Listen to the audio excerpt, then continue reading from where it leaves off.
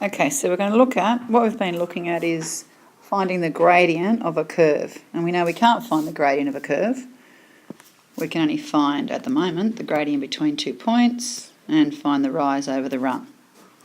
But last lesson we were looking at the tangent, and that the tangent is equivalent to the finding the gradient of a curve at a particular point. And of course it changes. The slope of the curve changes over time.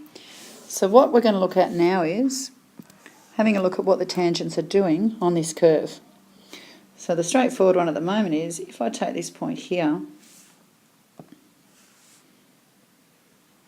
and I draw some tangents on the flat points, those gradients are 0. That's flat. So at the turning points here and here, the gradient of the curve is 0. It's not going up, it's not going down. Let's say I take a point here and I draw the tangent.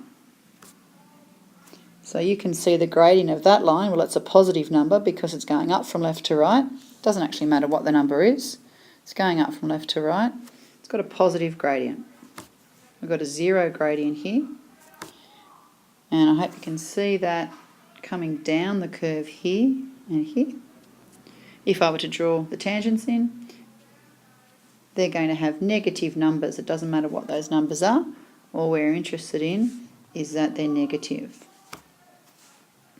So if I take the gradients off actually drawing physically the tangents, and I just put plus, minus or 0 on where I think my gradient is.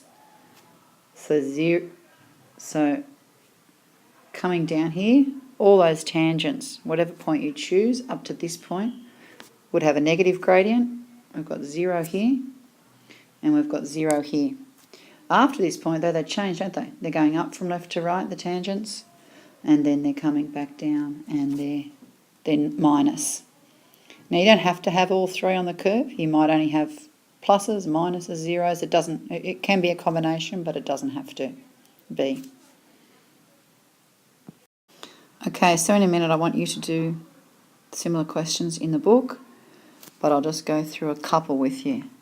So let's have a look at number 5. And I want you to draw this in front of you and then think about where you'd place pluses, minuses and zeros, if appropriate.